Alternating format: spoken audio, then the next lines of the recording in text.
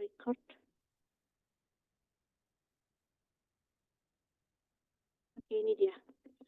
Pasal 1 ayat 1 menyatakan bahwa gugatan perwakilan kelompok, nah ini landasan hukumnya ya, adalah suatu pengajuan gugatan di mana satu orang atau lebih mewakili kelompok, dia mengajukan gugatan untuk diri sendiri, atau dia mewakili sekelompok orang yang jumlahnya itu banyak, atas dasar adanya kesamaan fakta atau dasar hukum antara wakil kelompok dengan anggota kelompok yang dimaksud. Nah, itu dia. Selanjutnya, apa sih syarat?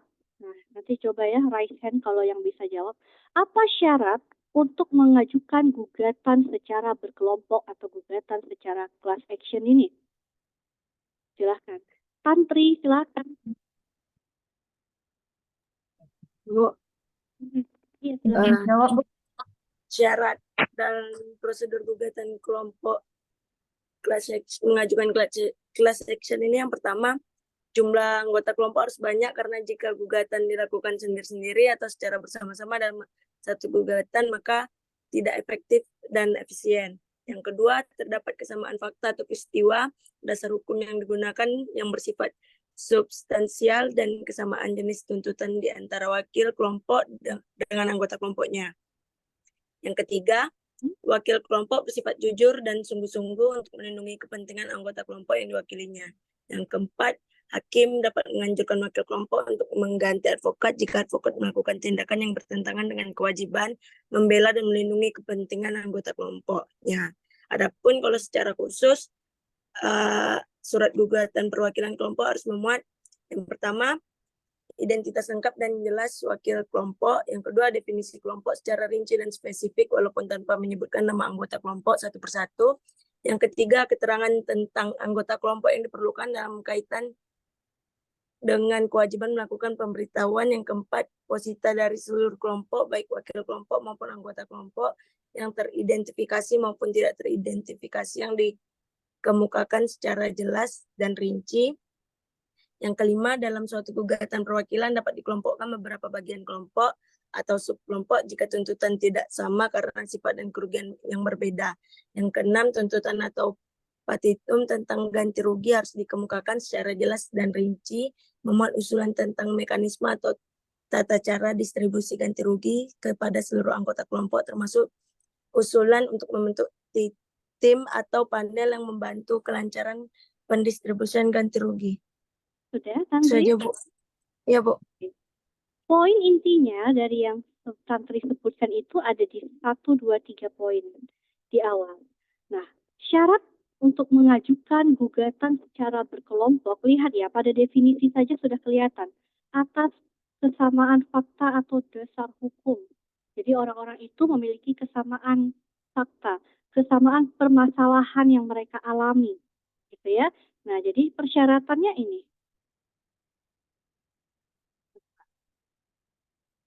Gugatan class action diajukan, pertama, jumlah anggotanya banyak.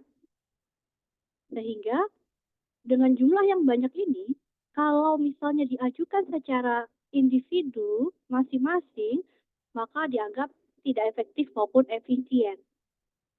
Yang kedua, nah tadi sesuai definisinya, karena memiliki kesamaan fakta atau peristiwa atau kesamaan dasar hukum, dan kesamaan jenis tuntutan yang mereka inginkan, itu menjadi syarat juga agar dapat mengajukan gugatan secara berkelompok ke pengadilan. Yang ketiga, wakil kelompok itu memiliki kejujuran dan kesungguhan untuk melindungi kepentingan anggota kelompok. Maksudnya apa? Nanti yang hadir gitu ya di pengadilan itu kan misalnya yang dirugikan ada 50 orang. Maka biasanya yang datang itu ada perwakilan kelompoknya di ruang persidangan. Gitu ya. Tetapi tetap dalam pemberkasan dokumen-dokumen gugatannya itu 50 orang itu tetap dicantumkan namanya. Hanya saja nanti yang mewakili kepentingan mereka ada wakil-wakil dari kelompok. Jadi wakil kelompok itu harus memiliki kejujuran dan kesungguhan untuk melindungi kepentingan anggota kelompok yang diwakilinya. Jadi apa yang Tantri tadi sebutkan itu tidak salah, itu benar. Tapi poin intinya ada di poin awal yang Tantri sebutkan. ya. Nah, syaratnya sudah, definisinya sudah. Sekarang pertanyaannya adalah, jadi perkara apa saja sih yang dapat diajukan dengan Oke, Hot Mauli sudah raise hand. Ibu belum selesai. Ibu ulangi pertanyaannya, perkara apa saja yang dapat diajukan secara berkelompok? Silakan, Hot Mauli. Oh, Baik Bu, izin menjawab ya Bu. Jenis perkara yang dapat diajukan secara class action itu ada tiga, yaitu yang pertama perlindungan konsumen, yang kedua ada perkara lingkungan, dan yang ketiga perkara kehutanan. Bisakah Sekian. Hot Mauli memberikan contoh terkait dari tiga perkara itu seperti apa? Misalnya dalam kasus apa terkait dengan lingkungan, terkait dengan kehutanan yang bisa diajukan secara berkelompok oleh masyarakat?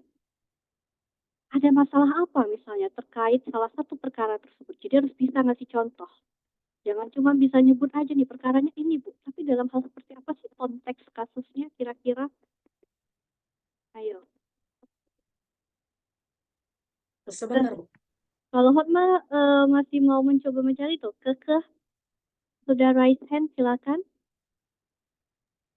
Baik Bu, yang pertama itu tadi ada pelindungan konsumen. Contohnya itu produk cacat yang membahayakan konsumen, praktik bisnis yang menipu atau menyesatkan, pelanggaran hak konsumen seperti hak atas informasi dan keamanan. Yang kedua itu ada lingkungan hidup. Yang pertama, contohnya itu ada pencemaran lingkungan yang merugikan banyak orang, kerusakan lingkungan akibat kegiatan perusahaan, dan deforestasi yang ilegal dan merusak habitat. Selanjutnya itu ada ketenaga kerjaan, itu contohnya ada tindakan diskriminasi di tempat kerja, pembayaran upah yang tidak sesuai dengan peraturan, pelanggaran hak-hak pekerjaan, pelanggaran hak-hak pekerja seperti hak atas keselamatan dan kerja dan cuti. Habis itu Masih ada? ada kesehatan. Contohnya malpraktik medis yang menyebabkan kerugian pada banyak pasien, produk obat-obatan yang berbahaya, dan kelalaian dalam memberikan pelayanan kesehatan. Dan yang terakhir itu ada